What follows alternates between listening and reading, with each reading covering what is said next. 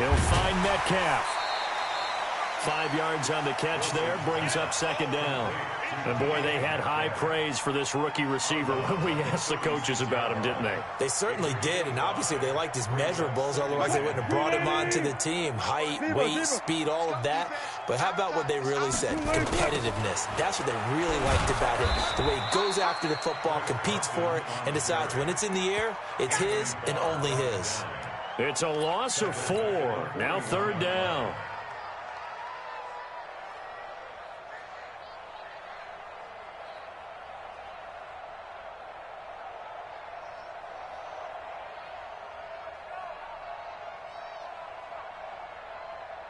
And this will probably be the last play of the quarter.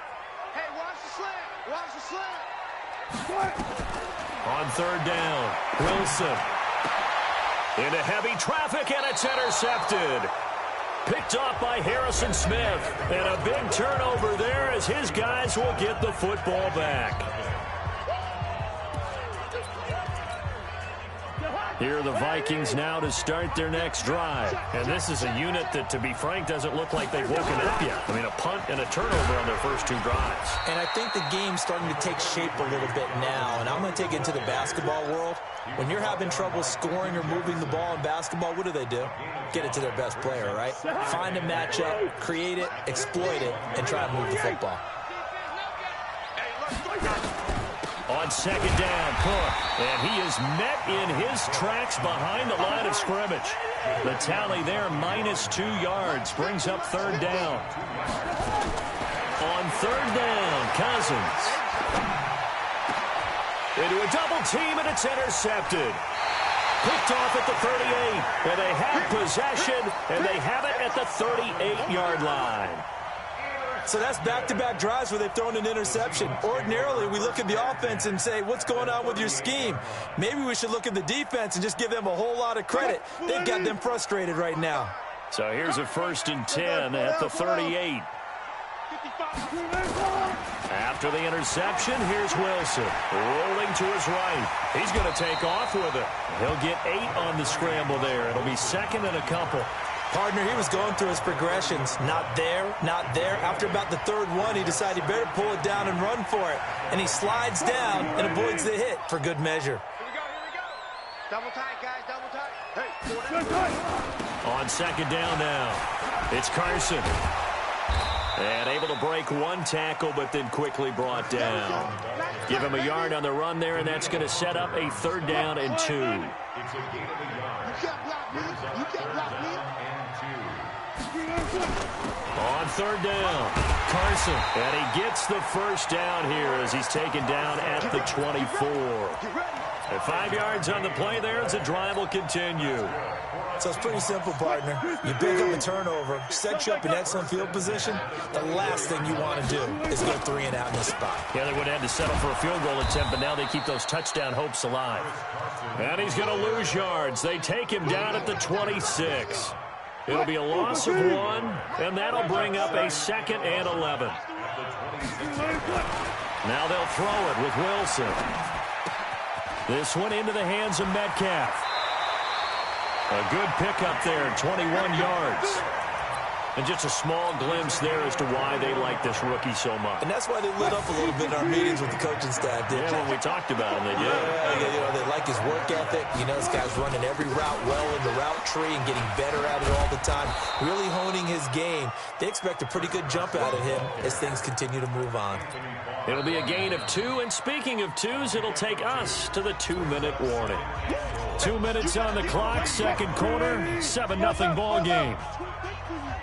A reminder, coming up at halftime, Jonathan Coachman will join us from Orlando with our halftime report. But business to take care of before we get there. A 2-minute drill before the coach's 2-minute drill. And this will result in him losing yardage back to the 3. That'll be a loss of a yard, and it leads to a 3rd down. It's now 3rd and goal. Can this Vikings D hold up one more time? 3rd and goal. Right there. 54, right there, 54 Mike. Out of the gun, here's Wilson. And this is going to be intercepted. Picked picked off by Harrison Smith.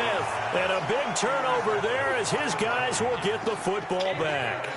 All right, CD, let's take a step back. Look at the AFC playoff picture with just 3 weeks to go. Hard to believe. Essentially, I think it's 7 teams for 6 spots right now. The Ravens are in, looking good for the number 1 seed at 11-2, essentially with a 2-game lead over the 10-3 Pats, who they beat in Week 9. Then what, we got Chiefs in the West leading right now. Texans currently ahead in the AFC South. How about that wild card picture? Yeah, how about Buffalo? They had a tough loss at home to Baltimore, but boy, they're playing awfully well. And guess what?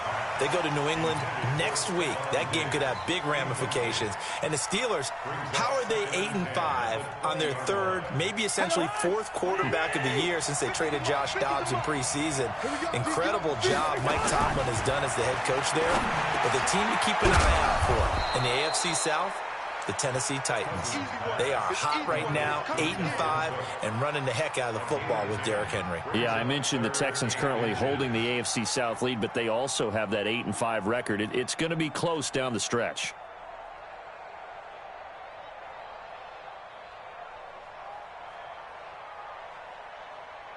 The last catch nearly got him a first, but it did not, and they'll try to convert on 3rd and inches. Setting up the screen for Cook. They find some open field here. And they've got it well across midfield down to the 40 before it's all said and done.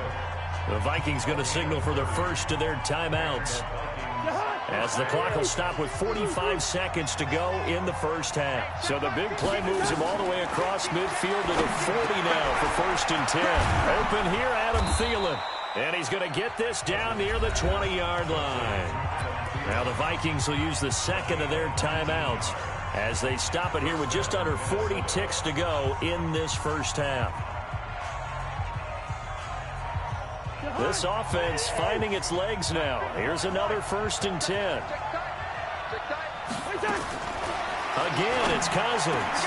And this one hauled in by Rudolph. And he will score. Touchdown, Vikings.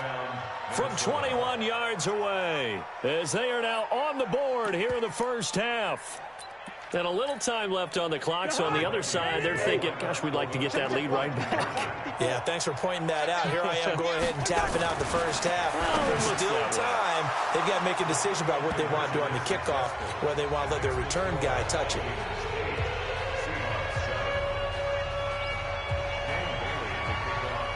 Bailey now to kick it away after the touchdown.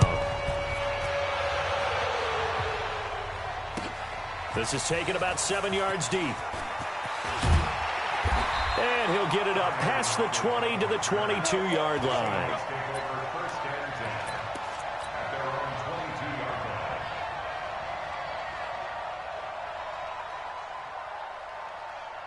Coming to the line here to begin their next drive, the Seahawks offense. Under a minute to play here in the half. Time for a late drive. It makes sense when you think about it. Hey, try and get a field goal. Give yourself a lead going into the half.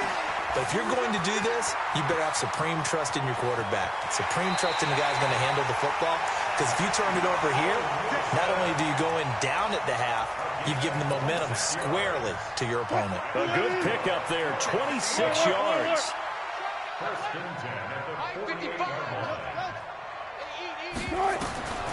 From the shotgun, Wilson. It's caught, Rocket. They'll get this one down near the 20-yard line, just shy of the 20. Now the Seahawks going to use the first of their timeouts as they stop it with 16 seconds to go in half number 1. So the big play gets them all the way down to the outskirts of the red zone here for 1st and 10. This is Carson. He's got the first down inside the 10, and he's all the way down to the 6-yard line. Now a timeout taken. Perhaps a chance for one more quick play and then another timeout if they hurry. We'll see. 2 big plays in succession. Not sure this D knows what hit him, but now they got to get ready. It's 1st and goal. Now it's Wilson. End zone caught. Touchdown, Seattle. DK Metcalf in the final seconds of the first half. And the Seahawks are going to retake the lead. Well, someone has a sense of the dramatic here, don't they? Scoring this late in the half to take the lead going into the locker room. Now they just don't want to misstep misfortune on the next kickoff because there's still a little bit of time left on that clock. Yeah, you do have to bring that up, don't you? In the NFL, every play is critical. And if you give up something cheap there, all that advantage they just gained goes right out the window.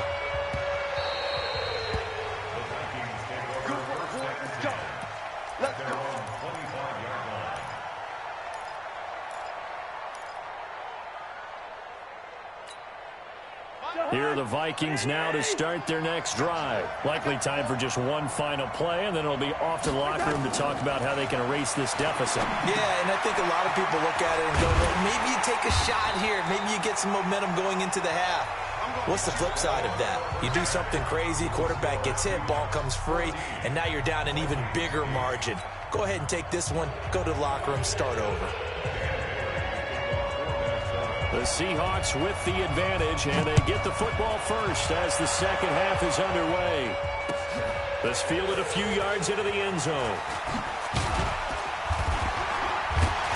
And he'll get it up to about the 26-yard line just across the 25. The Seahawks take over first and 10 at their own 26-yard line.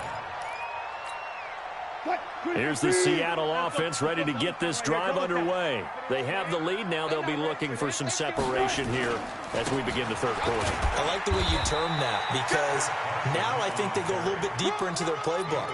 They like what they did in the first half. That worked okay. But in order to get the separation that you just talked about, change things up a little bit. Change your tendencies, try and hit them a little bit more with some things they didn't see in the first half. Nowhere to escape, and he goes down.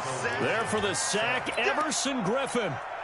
Great job defensively. I think he was trying to go through his progressions, find someone to get rid of the football. Before he knew it, he was on his back. So that just brings us right back to what you said in the beginning. A great job defensively. Nowhere to go with the football. That led to the sack. Now a third down throw, but it misses the target, incomplete. So it would appear they will not be able to add to their lead on this opening drive of the second half. Yeah, if another touchdown was scored there, now we're talking about a two-score game, and they're probably on their way of creating an excellent gap between them and their pursuers. But how about the defense there, able to step up and keep themselves in this one? 21 yards. Well done on the return. And the Vikings will take over here first and 10.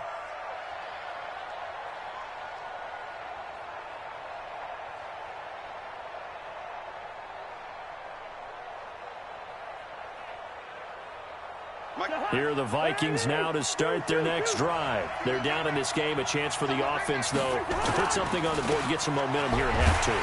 Try and get things kick-started for them. And you know at the half, they discussed how they were going to get that done. This is where scripting comes into play a lot of the time. How many plays do you script coming out of the second? Most of the time in the first half, you're scripting 12 to 16. I think in the second half, you're really scripting more like 8 to 10. Kind of a starter or an opener, whatever terminology they use. Just something to get you off to a quick start. And he'll be taken down, but not before he gets into enemy territory.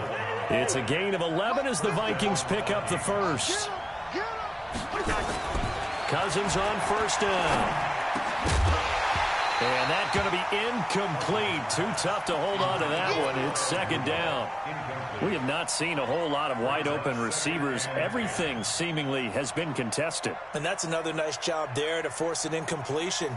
They've been very cohesive, knowing each other's moves all game long, and they've been on the spot just about every time. And they've held them in check on the scoreboard. So after the incompletion on first, now second and 10. Now a give running right, it's Cook. Just a couple there on the second down run. Now they're staring at a 3rd and 8 situation. Tough first half for him, unable to put up the numbers he's used to producing. But with a guy like him, you and I both know it just takes a couple of explosive touches for him to make an impact on this game and on the stat sheet as well. They'll need to get this to the 38. That's where the first down marker is here on 3rd. Cousins now. And he's got Kyle Rudolph. And that'll wind up moving the chains again as the tackle's going to be made at the Seahawks 28. Almost not fair. The big guy running the corner route, being able to lean and push and get to where he wants. So how do you stop it? A lot of times you want to have a linebacker on him, a bigger body guy who can handle him physically, but a lot of times that doesn't work as well because his quickness off him. And he's going to be intercepted a third time. Shaquille Griffin with a pick. And they have the football and will take over at the 24-yard line.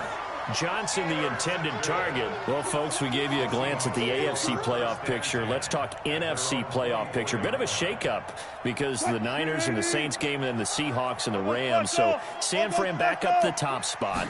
Then you have the Packers who beat Washington moving up to number 2. The Saints with the loss, try to follow all this. They drop down the spot.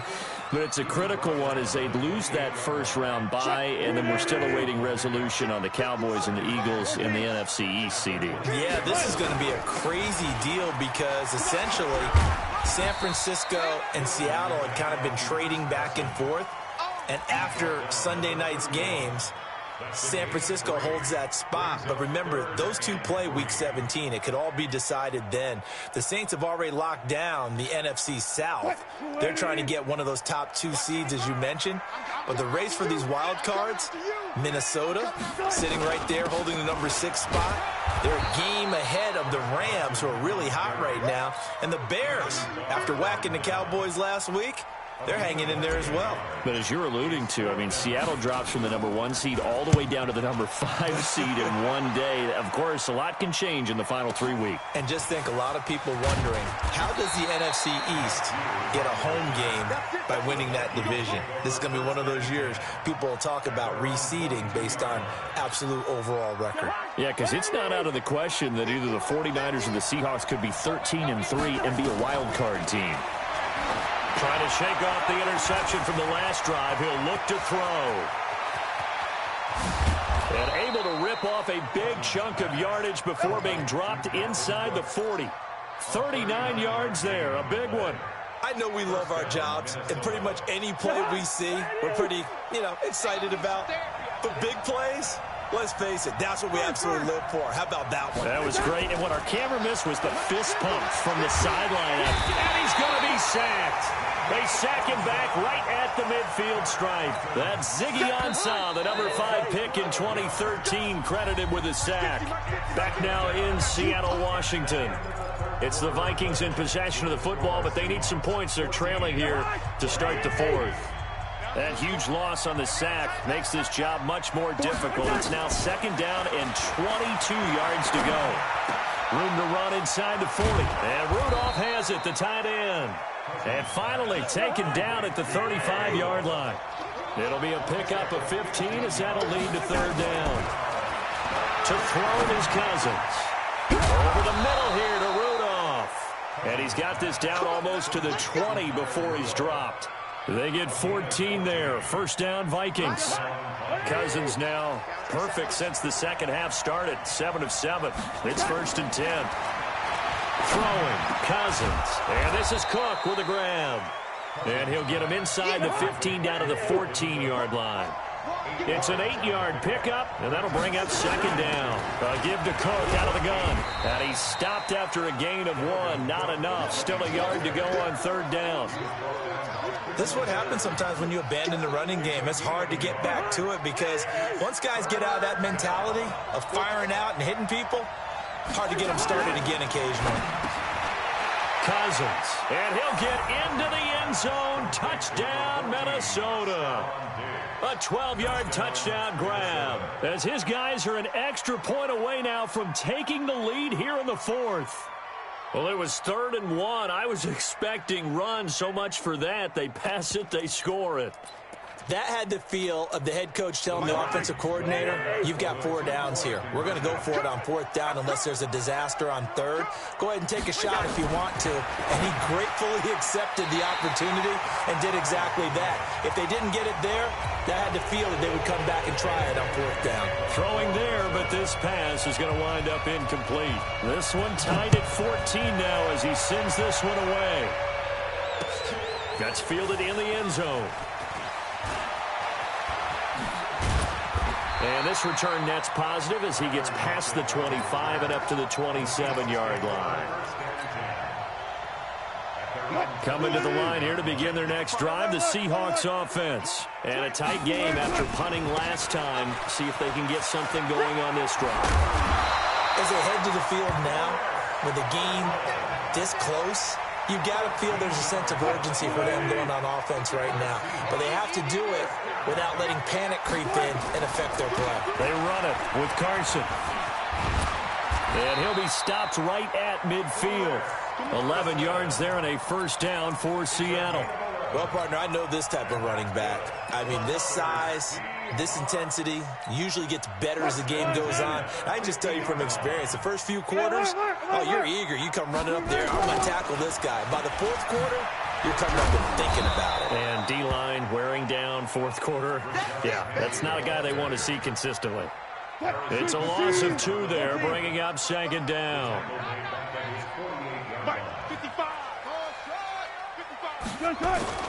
On 2nd and 12, Wilson sliding out of the pocket.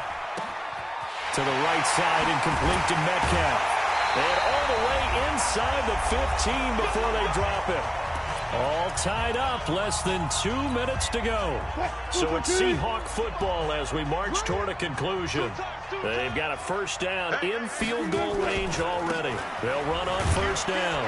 It's Carson, and they get to him quickly here as he's stopped right around the 13. And now with 1:52 to go, we get another pause in the action. A timeout here defensively. Here's 2nd and 9, just a yard on that last run.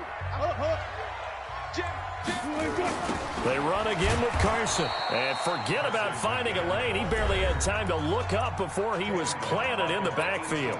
Now the Vikings will use the second of their timeouts as they'll talk it over here before what will be an important third down.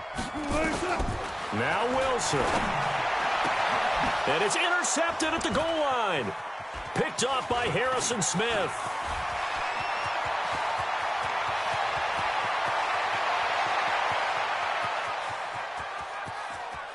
And he's going to score. It's a Viking touchdown. In a tie game fourth quarter, that's about as big of a defensive play as you can possibly make. And it didn't happen by accident. That was scouting right there. They've seen things that have happened before. They knew in certain situations the type of plays they like to run, read it, and were able to go after the football, get it, and take it into the end zone for a touchdown for themselves. And it's no good. Well, that could be a critical miss here in a one-score game in the fourth. So they'll get another shot on offense following that pick six. And now the kick is away. That'll be taken in the end zone. And he'll take it back to about the 19-yard line. The Seahawks take over first and 10 at their own 19-yard line. Here's the Seattle offense ready to get this drive underway. They're down here in a one-score game. But the time, it's a factor, but it's not a huge factor right now, is it? It's really not, because this amount of time gives them a chance to run their offense, to go through play sequences. And this is what they work on every week in practice, usually on a Friday. They go over this type of a situation, late game situation. What are we going to do when we have the opportunity? They've called these plays a bunch of times. Now's their chance to execute them. They have the opportunity now. Here's the execution. So signs of life in what's been a dormant offense in this second half. Here's first and 10. Now a give right side. Carson, he's got the first down and more past midfield. And finally taken down at the 34. A big hitter there. A first down gain of 26 yards. From the 34 now, here's first and 10. First down Seattle on a pickup of 13. I know they got a little yardage there, but I'm not sure their investment is right. They're still running the football, and I'm not sure there's enough time to continue to do that. On first down, it's Carson, and he'll get it down this time to the 17. Now the Seahawks going to use the first of their timeouts as the clock will stop with just under 30 seconds left to go. Here's Wilson. That's caught by Hollister. And he will score. Touchdown, Seattle. Jacob Hollister with time running out as they are now an extra point away from perhaps stealing one here in the final minute. Myers connects on the PAT, and that is going to put him on top by a point, and it sets us up for quite a finish.